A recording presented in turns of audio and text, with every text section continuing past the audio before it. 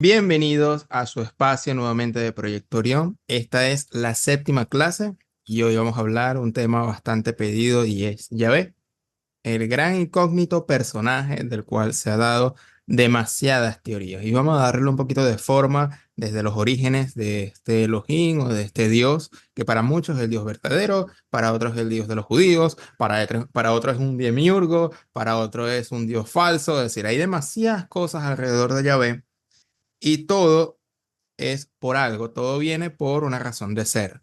Y en este sentido, voy a compartir pantalla, así como ya le estaba acostumbrando en estas últimas clases que están viendo en pantalla, donde estoy dando desde el inicio todo lo que hemos explicado en Proyectorio en estos 3 años, de manera pausada, de manera detenida, de donde salen los términos que aparecen a veces como raros o extraños o ilógicos, cuando en realidad tienen un sentido de las ciencias bíblicas y tienen un sentido desde la arqueología. Pero para eso hay que darse tiempo y todas las descripciones, fuentes estarán en la descripción de sus respectivos videos. En este momento voy a colocar en pantalla las diapositivas acostumbradas. Ok, tenemos aquí a Yahvé, el gran personaje. Este es el tetragramatón que vemos aquí al frente. Su traducción es Yahvé, aunque en realidad ya quiero decir desde un principio que nadie sabe cómo se pronunció. ¿Por qué? Porque se escribió de esta forma y abajo no tiene ni puntos ni rayas. Los puntos y las rayas son para nosotros lo que serían las vocales, pero nada más tenía las consonantes. La yod, la g, la vab y la hey de nuevamente. Por lo tanto, nadie sabe cómo se pronunciaba realmente este nombre. Fue luego la introducción de los puntos y las rayas que más o menos querían una aproximación de cómo se pronunció. Pero para fines ilustrativos vamos a decirle Yahvé o Jehová. Le diremos Yahvé, Jehová. Y hay varias incógnitas sobre este personaje, que no es casual que se dibuje o se piense como un ser humano con grandes barbas, medio iracundo, muy serio. Esto no es una arbitrariedad. Ya van a ver por qué. Hay varias preguntas. ¿Existió realmente Yahvé? ¿Fue un invento mitológico de la época? ¿Es una manipulación o exageración de los textos? ¿O es un Elohim diferente al Dios de Jesús, por ejemplo? ¿O es un Dios que viene de los sumerios, como por ejemplo la transformación de la palabra Enli a la palabra El, como César Silva en este caso explica, aunque al final el Dios El es distinto a Yahvé? Pero eso lo vamos a ver más adelante. Así que vamos a ir descartando, vamos a ir dando distintas diapositivas y en la primera tenemos, ¿por qué se percibe este Dios de esta manera como un gran ser humano? Tenemos tres textos que nos muestran, nos reflejan la manera de cómo percibían a Dios. Primero tenemos al Génesis 8:21 y el Señor percibió un aroma agradable o el aroma agradable. Es decir, percibían que Dios tenía nariz, tenía olfato. Como dice César Silva, actualmente es absurdo imaginar ya un Dios con esta forma antropomórfica de un gran ser humano. Pero eso era lo que percibían en aquel entonces y lo dejaron por escrito. Otro texto que indica esa forma humana, Salmo 18:16. Desde lo alto extendió su mano y me tomó hacia abajo. Mano, tenía palmas, tenía tacto. Génesis 1:20, y vio Dios, es decir, con sus ojos, que la creación era buena. Y vio Dios que era bueno, todo lo que había creado. Pero hay algo más. Si vemos aquí ahora a la izquierda, tenemos un par de citas rápidamente, donde el texto ya nos dice, sin necesidad de interpretar, de que Dios tiene una forma humana o tiene una forma que se puede palpar y es humano, o por lo menos era lo que bien dejaron escritos. ¿Cómo podemos hacer esto? Fácil. Éxodo 33:11. Dios hablaba con Moisés cara a cara, tenía un rostro, cara a cara, estaba ahí, como quien habla con un amigo, es decir, sin intermediarios, sin ninguna nube en el medio, sin algo metafórico, místico, de éxtasis, no, cara a cara, de frente. ¿Quieren ver otro ejemplo? Si vamos al Génesis 18, hay varios versículos que nos indican que era igual a un ich. Es decir, un ich en hebreo significa un hombre. En el verso 1 explica, en el Génesis 18, de pronto levantó la vista y vio a tres hombres cerca de donde él estaba. Estamos hablando de Abraham. Vio tres hombres. Luego más adelante, en el verso 5 dice, los tres visitantes le contestaron y empieza un diálogo de Abraham con estos tres visitantes. Tenemos tres personajes. En el verso 8 dice, Abraham les ofreció a sus invitados mantequilla y leche mientras ellos comían. Abraham se quedó de pie bajo un árbol, atento para servirles. Por lo tanto, como dice Mauro Biglino en este caso, se demuestra que estos seres que se traduce como ángel, pero en realidad no es una traducción de ángel, como ya vimos en el primer capítulo, sino que es la traducción real es enviado mensajero, por lo tanto es una forma de un hombre. Estos seres o personas, seres, tenían sed, se cansaban, podían tener relaciones sexuales, tenían muchas características humanas. Luego saltamos en ese interín al verso 22 y dice, los visitantes de Abraham se apartaron de allí y se fueron a Sodoma. Ahí en ese texto no dice cuántos visitantes se apartaron. Sin embargo, Abraham se quedó ante Dios. Entonces, ¿serán que los tres visitantes se fueron? ¿Serán que fueron dos y se quedó uno? Más adelante dice en el verso 33, luego de hablar con Abraham, Dios se fue de allí. Y en el capítulo 19, al caer la tarde, dos de los enviados, porque no se traduce como ángeles, pero dos de los enviados llegaron a Sodoma. Por lo tanto, los que se fueron a Sodoma fueron dos de los tres visitantes. Y uno de ellos era este Dios o este él. Por lo tanto, aquí se habla de una figura humana que representaba a este Dios en esta historia. Ya luego, a nivel de ciencias bíblicas, se dice que Abraham y Moisés en realidad hay una alta posibilidad que no existieron, pero como dice Mauro Viglino, vamos a hacer de cuenta de que el texto dice la verdad. Hacer de cuenta, porque en realidad no sabemos. Pero por lo menos, antes de teorizar, vamos a ir al texto y vamos a respetar lo que dice el texto. Y aquí vemos claramente en el Génesis 18 de que hubo tres visitantes, dos de ellos se fueron a Sodoma, se quedó uno, el cual era Dios, y tuvo un diálogo con Dios. Y este Dios se fue. Al irse, al decir se fue es porque estaba en un espacio, en un tiempo al lado de Abraham. Y si vemos aquí en el texto, en Éxodo 33, este Dios tiene la capacidad de hablar con las personas o con los profetas cara a cara. Vamos ahora a la siguiente diapositiva aquí abajo. ¿Cuáles son las excusas? Que dice, no, es que si ves el Éxodo 33:20 dice, no puedes ver mi rostro porque nadie me puede ver y vivir. No, en Juan 1:18, porque esto lo usan los cristianos, a Dios nadie lo ha visto jamás. Por lo tanto, que hay una aparente contradicción que obviamente al querer forzar el texto, bueno, en el texto literalmente me dice que Dios se puede ver de frente. Pero como otros textos dicen que a Dios no se le puede ver, entonces eso es una interpretación, una simbología, que en realidad Dios no se le veía cara a cara, sino que eso es una simbología de la representación de la voz de Dios, etcétera, etcétera, etcétera, para tratar de justificar los textos que dicen literalmente, pero le meten la interpretación y leen la Biblia como que si lo que está escrito no está escrito.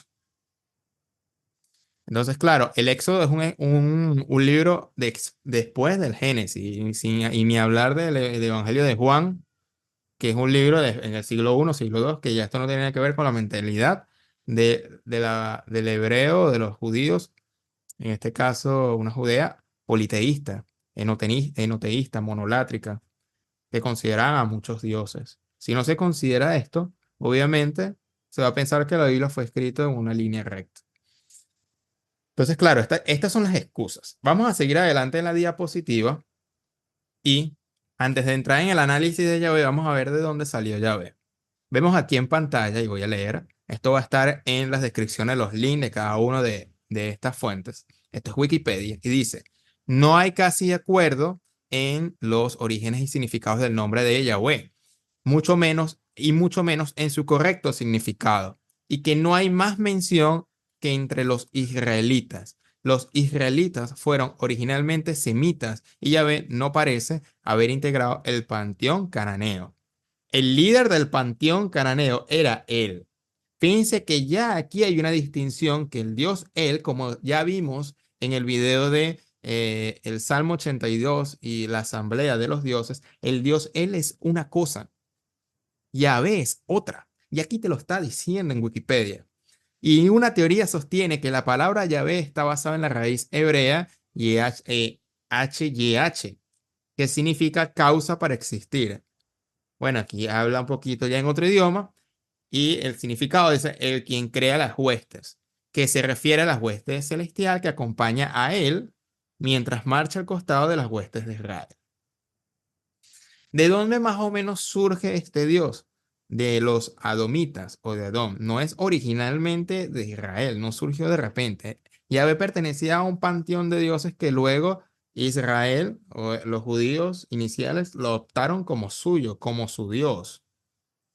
Y Mauro Viglino explica en conferencia, en esa conversación con ese Elohim, y dice, si tú, Elohim, si tú me haces esto y aquello, y me cumples con esto, ahora yo voy a darte el permiso que tú seas mi Elohim. Pero si tú no cumples con esto y aquello, tú no serás mi Elohim.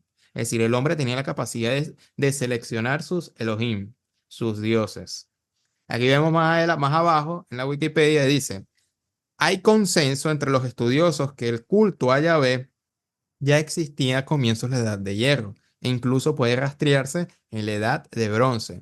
En cuanto al ámbito geográfico, hay un dios propio del sur de Canaán, es un dios propio del sur de Canaán, la región conocida como Edom y el Sinaí. Entonces, el dios Yahvé viene de Edom, del Sinaí, de las montañas, cerca del volcán, que luego lo opta. Y esto es importante porque de alguna manera en la traducción esto lo unen el dios El con el dios Yahvé para de alguna forma no distinguir todo este panorama mucho más amplio y mucho más complejo. Vamos a eh, avanzar en la diapositiva y vamos a leer, abran su Biblia y vamos a dar la palabra de Yahvé. Esta lectura va a ser muy distinta a lo que leemos los domingos en las misas dominicales. Y esto nunca te lo van a leer de esta forma, de esta manera seguida. Y es por eso que hay muchos retractores. Ya van a ver por qué. Vamos a leer 1 Samuel 15:13 ahora en su Biblia y dice, ve pues y ataca a Amelec y destruye todo lo que tiene y no te apiades de él.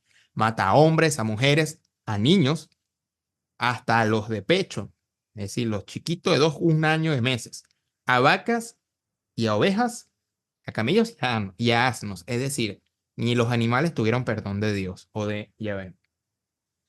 Éxodo 19:18. Y quemarás todo el carnero sobre el altar. Es holocausto a Yahvé, aroma agradable al Señor, ofrenda encendida a Yahvé o al Señor. Es decir, la nariz. Es decir, que Dios se satisface por el olor de la carne. ¿Qué Dios hace eso? Yo no lo entiendo.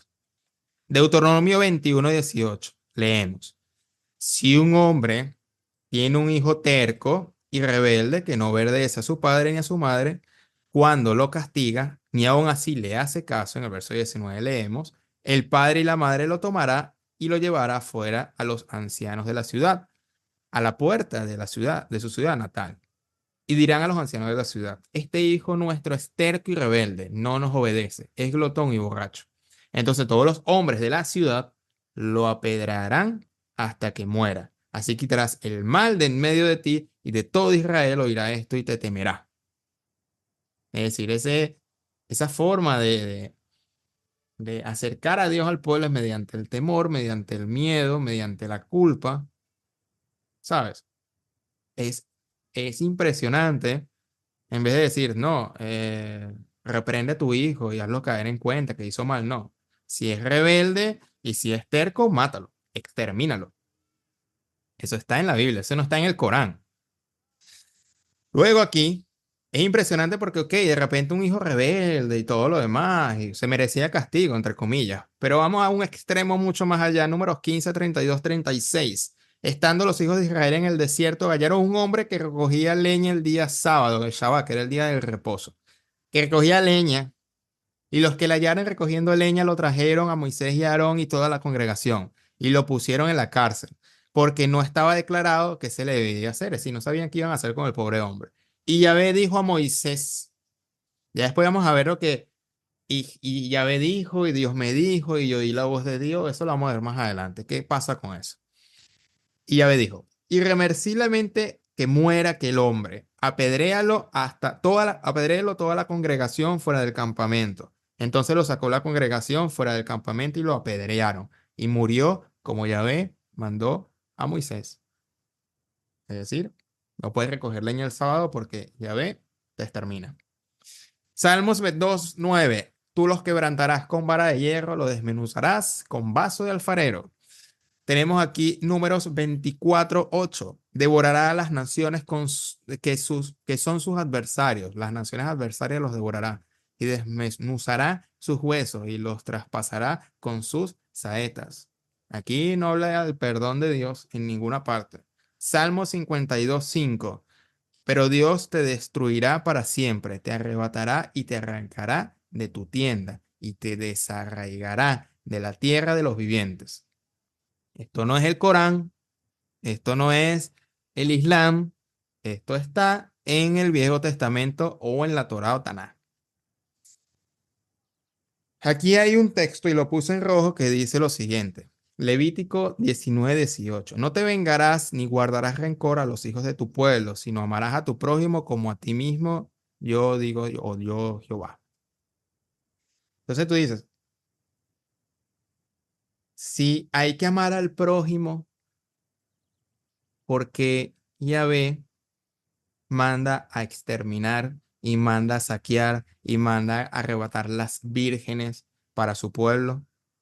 Es decir, ¿a qué prójimo se refería? Obviamente, ya ve, el concepto de prójimo no trata de un prójimo universal, como luego el cristianismo enseña con Jesús, de que el prójimo es todo el planeta o todo el cosmos. No, el prójimo era mi vecino, el de la tienda de al lado y mi comunidad.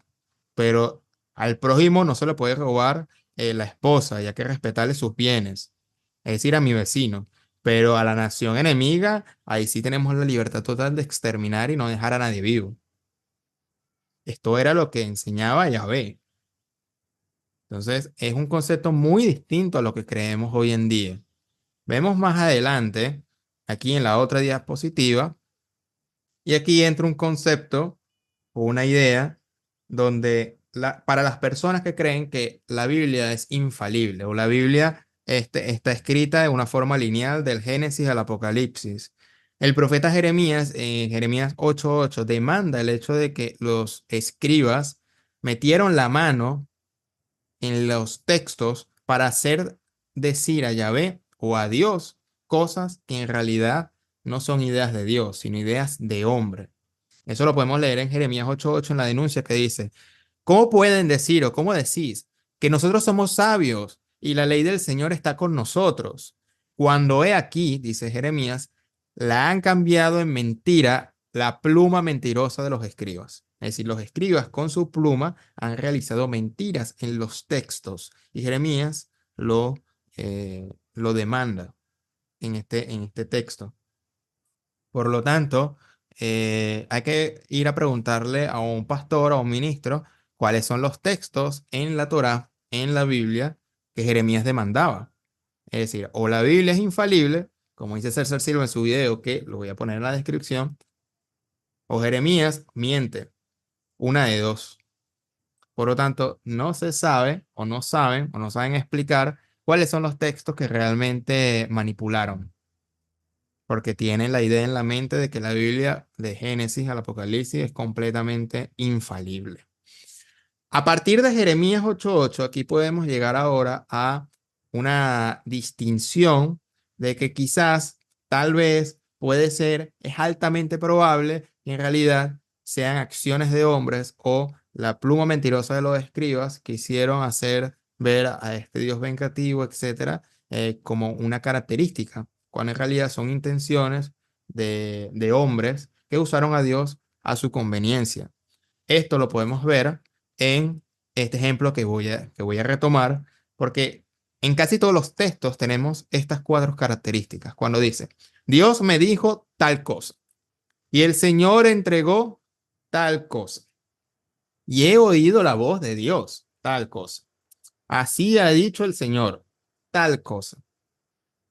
Así profetizo en el nombre del Señor, etcétera, etcétera. Es como que hablan en nombre de Dios y a través de esa transición lingüística empiezan después a crear enseñanzas, dogmas, etcétera. Esto lo podemos ver claramente en estos textos rojos. Leemos en Levítico 19:33. Cuando el extranjero morare con vosotros y vuestra tierra, no lo oprimiréis. Como a un natural de vosotros tendréis al extranjero que mora entre vosotros, y lo amarás como a ti mismo, porque extranjero fuiste en la tierra de Egipto. Yo, Jehová, vuestro Dios. En otras palabras, los extranjeros que vienen de afuera y entran a la nación, los vas a respetar, pero se avala el irrespeto y la violación cuando los propios judíos iban a otras tierras a exterminar. Eso sí era avalado por Dios. Eso es la confusión. Ah, no, pero a los extranjeros Yahvé dice que los ame y que los reciba y que les dé refugio y que los ames como a sí mismo. No, solamente en ese concepto, en ese término, pero en ninguna manera se avala al sentido contrario, porque era un pensamiento militar de tener más tierras. ¿Para qué? Si es un Dios trascendente, poderoso, espiritual, ¿para qué va a querer tierras humanas? En fin, leemos en Deuteronomio 7:2 y dice, cuando yo, Yahvé, tu Elohim, los haya entregado delante de ti, y los hayas derrotado, los destruirás por completo. No, ya no harás alianza con ellos, ni te apiadarás de ellos. No le des perdón. Deuteronomio 3:3 al 6, que es lo que yo estoy diciendo. Así que el Señor nuestro Elohim entregó también a Gog, rey de Basán, con todo su pueblo en nuestra mano, y los herimos hasta que no quedaron sobrevivientes. Y tomamos aquel entonces todas sus ciudades, no quedó ciudad que no las tomáramos. 70 ciudades, todas la región de Argot, el reino de Gog en Basán. Así que el Señor nuestro Dios, es decir, un profeta, el Señor nuestro Dios nos mandó esto. Primera de Samuel 15:18. Y el Señor te envió en una misión y dijo, ve y destruye por completo a los pecadores, los amalecitas, y lucha contra ellos hasta que sean exterminados. Primera de Samuel 15:20, más adelante. Entonces Saúl dijo a Samuel, yo obedecí la voz del Señor y fui en la misión a la cual el Señor me envió. Y he traído a Agag, el rey de Amalec, y he destruido por completo a los amalecitas. Me explico que esas personas que van a hacer atentados y dicen, no, pero es que yo oí la voz del Señor y me mandó a hacer esto. Eso lo aplaudimos el día de hoy. Yo lo dudo, es imposible. Esto era lo que pasaba. Éxodo 11:4. Así ha dicho el Señor. Otra vez, así ha dicho. A la medianoche pasaré a través de todo Egipto y todos los primogénitos de Egiptos morirán, los primogénitos. Desde el primogénito del faraón que se sienta en su trono hasta el primogénito de las siervas, de las esclavas. Ni hasta los perdones, ni hay perdón para los niños. ¿Qué pasa aquí? Estos textos son muy fuertes, pero se suavizan en el judaísmo con algo llamado la cábala. Y eso es algo que yo he tratado de preguntar a cabalistas. Yo ya traje en el canal a una cabalista llamada María, pero sobre todo traje también a Mario Sabán, donde hablamos de la cábala y el árbol de la vida. Más adelante voy a explicar un poquito de la cábala, porque, oye, si estos textos son tan profundos, más estos textos que vemos aquí arriba, estos en blanco, ¿por qué se sigue adorando a este Yahvé? Porque no se da de una vez un zapatazo y se sacude. Porque precisamente hay un esoterismo o una cuestión mística donde explica el trasfondo de estos textos, que más adelante lo voy a retomar. Tenemos esto lo de la cábala, lo voy a retomar más adelante. Seguimos con la otra diapositiva. Hay excusas para todo esto, de todos estos textos tan fuertes. Y serían los siguientes. Deuteronomio 29:29 dice, las cosas secretas pertenecen a Jehová nuestro Dios, mas las reveladas son para nosotros, más las reveladas son para nosotros y para nuestros hijos para siempre, a fin que cumplamos todas las palabras de esta ley. Es decir, aquellas cosas que son misterios, las vamos a dejar en misterios de Dios. Y aquellas cosas que son reveladas serán para nosotros a nuestro entendimiento. Es decir, no tienen ninguna explicación. Hay otras excusas que dicen, no, lo que pasa es que fue por justicia, ya que eran naciones paganas como Sodoma y Gomorra, se merecían eso. Este es como que la excusa más escuchada que existe, sobre todo entre los testigos de Jehová, donde justifican este tipo de violencia porque, bueno, al final ellos eran paganos y le adoraban a otros dioses y hacían rituales satánicos a Satanás o cosas así por el estilo. La pregunta a esto es, ¿no habían otras formas mejores, más sanas, psicológicamente estables y de una forma incluso parecida a la de Jesús para abordar este tipo de situaciones? Porque todo se solucionaba con violencia y exterminio. Esto es representación de un Dios perfecto, omnipotente. No es la representación de un Dios omnipotente. Entonces aquí entran las dudas de muchas personas que dicen, ¿realmente estamos hablando de un Dios espiritual? Como vimos al inicio, tiene características más humanas que divinas, a nivel físico, y ni hablar a nivel de acciones. Seguimos a la otra miniatura, entonces aquí ya estoy sembrando un poco la duda, y la duda es buena para avanzar, y es el hecho de Jesús de Nazaret. Independientemente de la existencia o no de Jesús de Nazaret, ese no es el tema de este video. Lo que queremos ver es el contraste. Si leemos Mateo 5:38, él toma el Viejo Testamento y él dice, mas yo os digo tal cosa. Fíjense, nada más con este texto, de alguna forma hacemos una diferenciación a lo que hemos leído hasta ahora. Mateo 5:38, oíste que fue dicho ojo por ojo y diente por diente, que era el mandato de Yahvé para hacer la justicia. Pero yo os digo, no se resistan a lo que es malo, antes a cualquiera que te pueda herir en la mejilla derecha, también dale la otra mejilla, la izquierda. Oíste que fue dicho, amarás a tu prójimo y aborrecerás a tu enemigo, los que acabamos de leer. Ama a tu prójimo, es decir, a tu vecino, aborrece y extermina a tu enemigo. Y Jesús de Nazaret transforma esto en el 44, dice, pero yo os digo, amad a vuestros enemigos, bendecid a los que os maldicen, que hacer el bien a los que os aborrecen, orad por los que os ultrajan y os persigan, porque si amáis a los que amás, ¿qué recompensa tendrán? ¿No hacen eso también los publicanos? Y si saludan nada más a vuestros hermanos, ¿no hacéis de más? ¿No hacen también esto los gentiles? Sed pues perfectos como vuestro Padre que está en los cielos, en el Semaín, es perfecto. Por lo tanto, ya aquí Jesús está dando un concepto de perfección que para nada se acerca a lo que leímos anteriormente. Aún así, teniendo discípulos judíos, no cristianos, judíos, fíjense cómo sus discípulos tenían el concepto de llover arraigado. Juan 18:10 al 12 dice, entonces Simón Pedro sacó la espada que tenía y le cortó la oreja derecha al siervo de Malco, que se llamaba, del sumo sacerdote. Es decir, la oreja derecha del siervo del sumo sacerdote llamado Malco.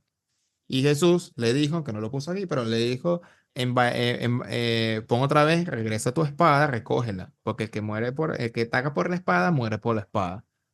En otras palabras, esta forma de violencia o esta forma de, de ejercer la espada, incluso Jesús de Nazaret tenía un discípulo llamado Simón el Celote, porque tenían toda esta mentalidad de un Yahvé vengativo para usar las armas para de alguna forma derrocar al sistema imperante, etcétera, etcétera, etcétera, etcétera. Es decir, esto es un contraste, esta espada nada más con este versículo de Mateo que dice ama a tu enemigo. ¿Sabes? Es un contraste. Ya ustedes pueden sacar mucho más análisis sobre esto. Aquí tenemos la figura de Jesús de Nazaret predicando amor y paz y que el reino de los cielos está dentro y fuera de ti, como Lucas 17:21. Por ese tema será para otro video. Aquí finalizando, tenemos como primera parte Deuteronomio 32:8. Cuando el Elión, traducido como el Altísimo, hizo heredar a las naciones, cuando hizo dividir a los hijos de Adán, estableció los límites, que dice que límites, pero es límites, de los pueblos según el número de los hijos de Israel, porque la porción de Yahvé es su pueblo, Jacob la parte de su heredad. Aquí ya estamos distanciándonos de que Yahvé es un Dios todopoderoso Y vamos ahora más a la lectura de que Yahvé pudo ser un Elohim, alguien a servicio del Altísimo, el León. Esto ya lo explicamos en el capítulo, hace 2 capítulos atrás, en el capítulo 5 del Salmo 82, donde en el escrito sale la diferenciación de entre el Dios Él y el Dios o el Altísimo, en este caso, que es el León, Él como Altísimo, y tenía alrededor muchos dioses, del cual este Dios Él tuvo hijos con Asherá, que fue el capítulo pasado, y aquí hace repartir esta herencia o estos límites a los hijos de Dios o los hijos de Adán, que sería en un trozo nada más para Yahvé. Es decir, Yahvé nada más era la porción que le pertenecía a Jacob, como dice Mauro Viglino. No es para toda la tierra, no es el Dios de todo el universo. Simplemente era el Elohim de una porción de tierra.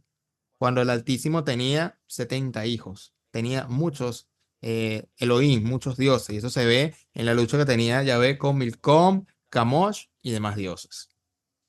En Éxodo 6.3, Éxodo 6.3 dice, y me aparecía Abraham, e Isaac y Jacob como Dios el Shaddai, mas por mi nombre, Yahvé, no me di a conocer a ellos. Esto se explica de que fue simplemente un escrito para salvaguardar o para de alguna manera hacer creer a las personas de que este mismo Dios escrito en el Génesis es el mismo Yahvé. Y esto lo hicieron los judíos para de alguna manera u otra hacer creer eso, de que estamos hablando del mismo Dios. Cuando ya hemos estado explicando poco a poco de que se tratan de distintos dioses, porque aquí vemos un Elohim llamado Elión, un Elohim llamado Yahvé y un Elohim llamado El. Aquí, El. Dios, en hebreo lo vamos a ver como El. Hay tres aquí en estos textos. Y estos tres no son un Dios. Entonces, aquí, ¿será que Yahvé era todopoderoso? Como ya estamos viendo, no es tanto así. Y nada más, como ya este ejemplo lo di anteriormente, pero lo voy a volver a ver, si leemos en Números 23:19, dice, Dios no es hombre para que mienta, ni hijo de hombre para que se arrepienta. Ah, Dios es inmutable y no se arrepiente, pero si leemos en el Génesis, libro más atrás, en el Génesis 6:6, y se arrepintió Yahvé de haber hecho al hombre en la tierra y le dolió en su corazón. Y dijo Yahvé, no rearé sobre la faz de la tierra a los hombres que he creado, así los exterminaré. Le dio un ataque de ira. Desde el hombre hasta la bestia, hasta el reptil a las aves del cielo. Pues me arrepiento, aquí le dice, de haberlos hecho. Por lo tanto, este Dios, en conclusión, no es todopoderoso, no es perfecto, puesto que se arrepiente, es vengativo, colérico, exterminador y todos los nombres que usted le puede dar a nivel personal si sigue investigando. Por lo tanto, el Dios de Jesús, como concepto al menos, es distinto al Dios Yahvé que nos muestra aquí en este mapa. Ahora bien, para ser justos, para ser justos, tengo que dar una explicación aparte. Porque aquí ya podemos sacar una conclusión. No, Yahvé, entonces, ¿era un Dios más o no es el mismo Dios y no es el Dios verdadero? Simplemente estos son inventos de hombres. Pero existe llamado aquí lo que se llama la Cábala. Vamos a la siguiente diapositiva para cuestiones de justicia y para explicar todo el panorama completo, porque aquí sí explico esto, no vamos a tener el panorama completo. Vamos a explicar ahora un poquito de Cábala. ¿Por qué? A pesar de estos textos en rojo que explicamos bastante fuerte, como que los cabalistas y los judíos y los cristianos no se detienen en eso. Existe algo como esto. Esto se llama el árbol de la vida, donde hay niveles. ¿Qué pasa? En la Cábala dice que los personajes existieron, pero las historias son cuentos para sacar una enseñanza profunda. La imagen de Yahvé es la primera capa, la que hemos leído, donde hay que penetrar la imagen cruel, es decir, la parte literal de Yahvé, para llegar al Dios infinito. En este momento te voy a poner un fragmento de Albert Goslan explicando que los personajes del Antiguo Testamento son reales, pero las historias son cuentos para tener dos lecturas, una literal y una profunda, y que uno, por mérito, tiene que sacar la parte profunda de cada historia. Dice que no debemos tomar literal la Torá. Entonces, históricamente, ¿pasó o no pasó lo que cuenta la Torá? Por ejemplo, ¿cómo Moshe nunca mató al egipcio o si lo mató? Pinjas no mató a la mujer pagana, David no mató a Goliat. Gracias por su respuesta. Los patriarcas existieron, pero la Torá es un mensaje que viene del cielo. Y el mensaje que viene del cielo viene codificado y vestido de historias. Entonces sí que los personajes existieron, pero las historias son códigos que hay que descifrar, porque esa historia protege una sabiduría muy grande.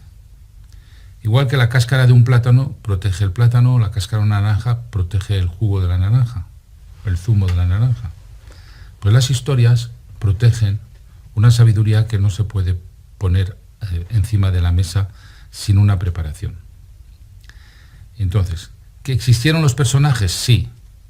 ¿Que las historias que hay en la Torá son una envoltura? Así es.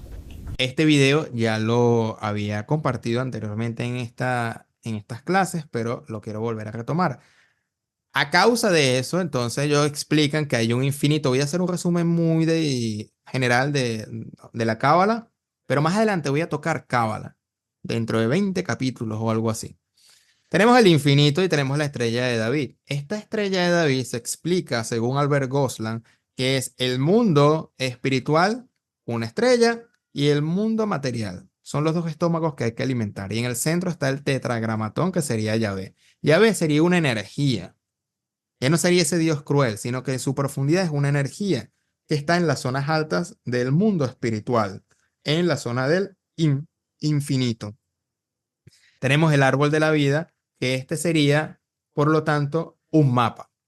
El árbol de la vida es un mapa de donde viene la energía sutil y espiritual de arriba y se va densificando en cada esfera hasta llegar al mundo de la materia, que es Malkut. En las zonas de arriba, en las superiores, tenemos tres sefirot, que sería la parte racional, la parte de Hokmah, que sería la intuitiva, y la parte de Keter, que sería la parte de iluminación, trascendencia. Fíjense que ya aquí ya estoy dando una interpretación o una forma mística de explicar el texto. Y aquí ya me estoy saliendo del texto.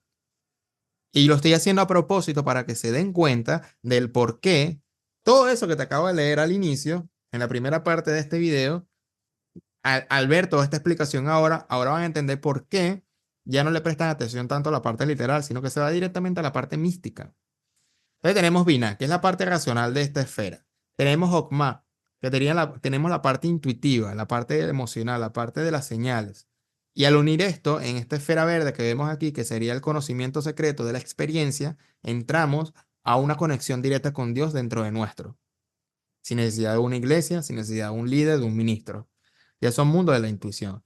¿Qué enseña la Cábala? Más o menos serían estos puntos. Gematría, que sería la numeración, el significado de las permutaciones de las letras. Cada letra tiene una numeración. El mundo de la intuición, no solamente de lo literal, que la parte del exterminio de los gentiles es una identificación a nuestra parte interna que hay que corregir. Por eso se le llama corrección. El olam, que sería, o el tikkun, que sería el trabajo de rectificación, corregir las cosas aquí con nuestras acciones.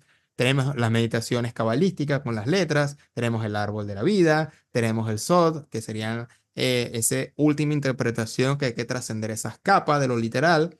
Tenemos la energía de los símbolos y los rituales, tenemos la parte de hacer méritos de nuestra alma. También tenemos una parte psicológica como recipiente al espíritu y todo lo que el espíritu nos dicta mediante el alma a través de las enseñanzas de la Cábala. Tenemos otra frase que es, si no se estudia el mundo del alma, no se puede comprender las extrañezas del mundo y del texto bíblico. Por lo tanto, según los cabalistas, estaríamos luchando en la parte literal.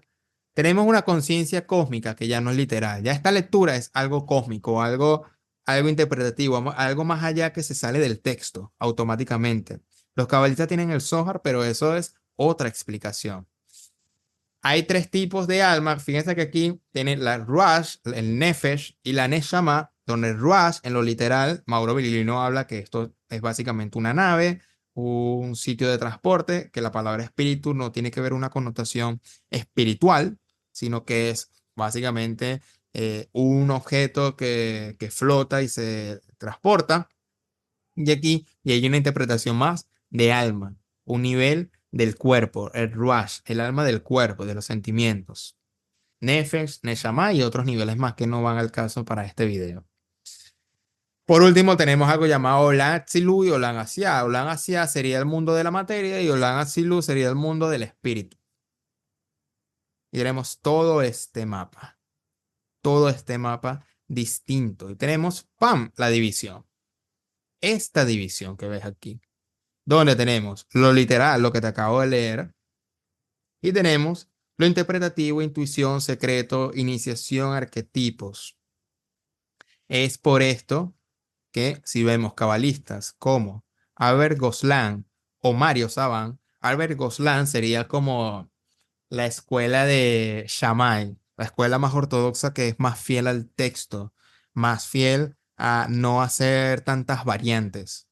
Y tenemos la escuela de, sí, una escuela o una academia de Mario Saban, psicología y cábala. La Albert Goslan es cábala Mashiach.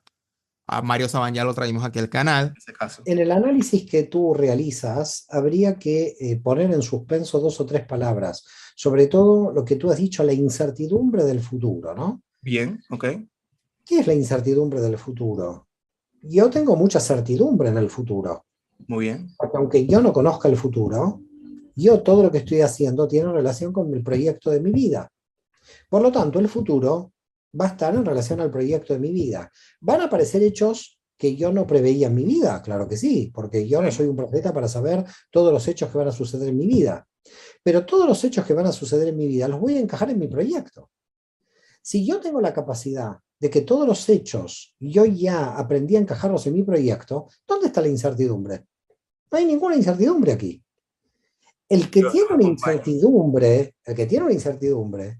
es el que tiene miedo a que cualquier acontecimiento del futuro no pueda entrar en su proyecto. Y es algo más liberal, que incluso habla de la mística judía, habla incluso de los signos zodiacales, habla de los sueños, algo que va mucho más, toca mucho más temas, habla de lo psicológico. Y estas dos serían como las dos formas de pensamientos iniciales en lo personal. Yo me involucré al inicio con la cábala para tratar de investigar y también involucrarla a mi vida. Entonces pueden investigar, le voy a dejar links en la descripción, tanto de la entrevista que hizo a Mario Saban, esta que ves en pantalla, y también enseñanza de Albert Goslan. Si te interesa la cábala, puedes introducirte con estos dos profesores. Entonces, esta es la explicación del por qué a Yahvé a veces se le ve como un Yahvé macabro y porque a veces Yahvé se le ve como algo místico trascendental. Por lo tanto, parece una explicación apresurada, pero en realidad tenía que tocar la parte mística, aunque no se le dedicaría por lo menos al inicio la parte mística, hay que explicar por qué a Yahvé no se le ve tan sanguinario, porque separaron el tema de lo literal de lo interpretativo y leen ahora el texto, no solamente ya con la Biblia, sino también otros textos como el Zohar, para dar ese camino interior. Por lo tanto, puede ser una interpretación rápida. La salida de Egipto, del exilio que tenía con el profeta Moisés, etcétera, etcétera, eso se puede leer como el exilio de la encarcelación del alma, la libertad del desierto simbólico, a nosotros buscar la iluminación, a la conexión con Dios. Y aquí yo estoy interpretando algo a partir del texto, pero me estoy yendo a nivel personal. Y como los cabalistas explican qué es lo que me dice el texto a mí.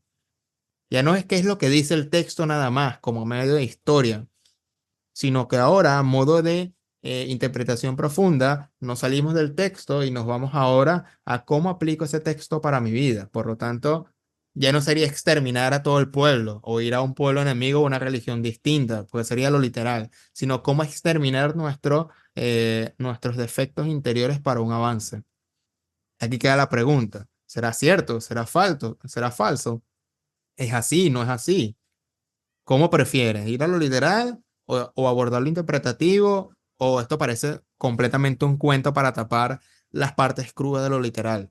Estas son las preguntas. Hasta aquí voy a dejar el tema de llave. Te voy a dejar aquí la descripción en esta lista. Las clases anteriores han sido 6, donde explico paso a paso todo lo que hemos explicado aquí en Proyecto Orión. Mi nombre es Simón Guardia, te doy la bienvenida en este canal y nos vemos en una próxima oportunidad. Hasta pronto.